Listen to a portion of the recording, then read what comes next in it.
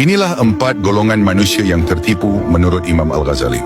Dalam kitab Al-Kasf wal-Tibyan fi Ghurur al-Khalq Ajmain, Imam Al-Ghazali mengingatkan bahwa tidak semua manusia selamat dari tipu daya setan, termasuk mereka yang beramal sekalipun.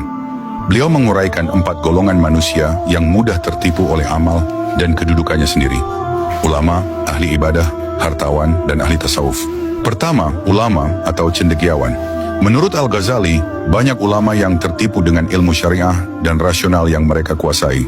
Mereka sibuk memperdalam pengetahuan namun lalai mengamalkannya, bahkan membiarkan anggota tubuh mereka terjerumus dalam maksiat.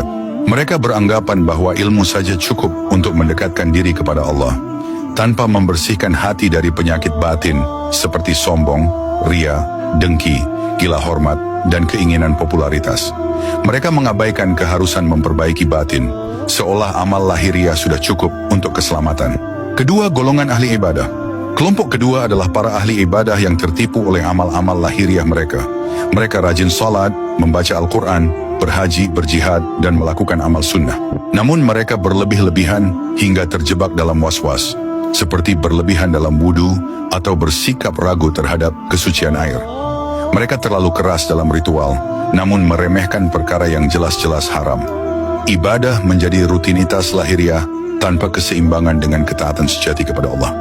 Ketiga, golongan hartawan. Dalam kelompok hartawan, Imam Al-Ghazali menyebut mereka yang membangun masjid, sekolah, jembatan, dan panti sosial demi mendapatkan pengakuan dan pujian. Nama mereka dipahatkan di prasasti agar tetap dikenang. Ada pula yang menafkahkan harta secara lahiriah halal, namun niatnya untuk pamer dan mencari perhatian atau sum'ah. Bahkan sedekah kepada fakir miskin disertai perayaan mewah yang menodai ketulusan amal tersebut. Harta digunakan sebagai sarana kebanggaan, bukan jalan menuju ridha Allah. Keempat, golongan ahli tasawuf. Golongan terakhir adalah ahli tasawuf yang tertipu dengan penampilan lahiriah. Mereka meniru gaya pakaian, tutur kata, sopan santun, dan ritual para sufi sejati. Mereka menundukkan kepala, merendahkan suara, duduk bersujud lama, namun semua hanya sebatas formalitas. Hati mereka tetap terbelenggu oleh kecintaan dunia dan sanjungan manusia.